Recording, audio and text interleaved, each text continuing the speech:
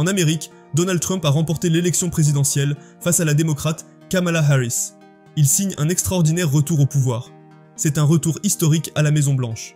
Défait en 2020, visé par 4 procès au pénal, Donald Trump a largement battu, ce mardi 5 novembre, Kamala Harris. Le président français, Emmanuel Macron, et Donald Trump ont un très bon échange téléphonique de 25 minutes qui a porté sur plusieurs sujets, rapporte l'Élysée. Les deux dirigeants ont notamment évoqué l'Europe, la guerre en Ukraine et les conflits au Proche-Orient, a-t-on précisé. À Paris, nous avons recueilli l'avis des Français. La question, c'était si on attendait quelque chose de particulier sur l'Ukraine. Non, je crois qu'il ne va pas se passer grand-chose en fait. Et puis il y a du temps avant que ça se mette en place. Donc c'est janvier, la prise de fonction. Donc dans l'immédiat, non, je ne sais pas. Pas d'inquiétude particulière en tout cas. Le choix du peuple américain, on doit le respecter. Les Américains ont décidé pour leurs intérêts. C'est à nous de comprendre que nous avons nos propres intérêts, comment les défendre à chaque fois que le moment se présente devant nous. Je pense qu'il faut qu'il continue à apporter des armes à l'Ukraine pour empêcher l'avancée de la Russie. Je ne suis pas surprise par les élections présidentielles qu'il y a eu là aux États-Unis d'Amérique et que Trump soit réélu. Avec le contexte actuel, je ne suis pas du tout surprise. Pourquoi vous ne passez plus? Avec tout ce qui se passe déjà en France, etc., je ne suis pas surprise par tout ça. De toute façon, j'ai rien dans le politique, moi. Je suis pas intéressé. Bon, Trump ou l'autre, pareil pour moi, de toute façon. C'est pareil. Franchement, je suis pas très surpris. Je savais que ça allait finir comme ça. Mais j'ai pas vraiment d'avis. Je dirais que ce soit l'un ou l'autre, bon, il choisit toujours le moins pire des pires.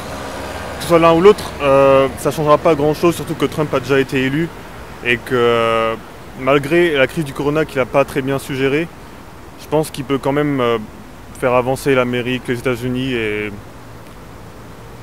que ça se portera bien au final.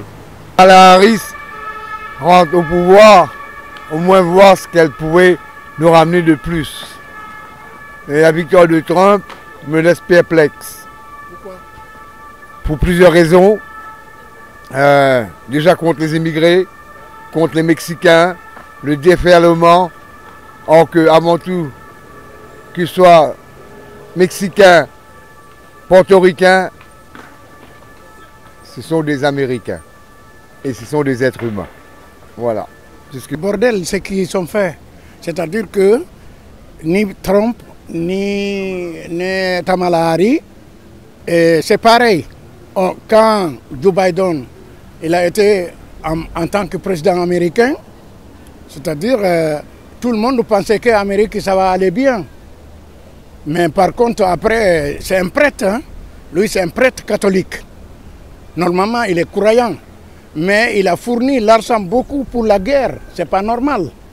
Du monde qui est mort en Palestine, en Ukraine, tout ça là c'est grâce à lui. C'est pas normal. Alors, si Trump peut arriver, il dit qu'il va enlever ça, lui aussi il va mettre quelque chose de bizarre plus que ça. Voilà ce que je voulais dire, merci. Ouais. Alors c'est la première idée qui m'est venue à l'idée. Enfin, quand j'ai entendu ça, j'ai dit on est mal parti. Hein.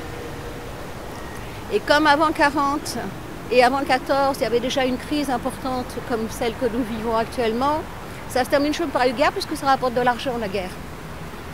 On tue des gens, on reconstruit des maisons. Est-ce que Donald Trump pourra résoudre la guerre en Ukraine? Il veut se mêler de tout. Ce qu'il veut, c'est être un grand, être connu. Et puis, mais j'ai peur qu'il fasse les deux. L'Ukraine, il y a longtemps que je suis aussi cette histoire de guerre. Parce que c'est pareil, j'ai la même idée, c'est que de faire une guerre, c'est une très bonne chose. Mais à mon avis, bon, il est très copain avec Macron. Hein.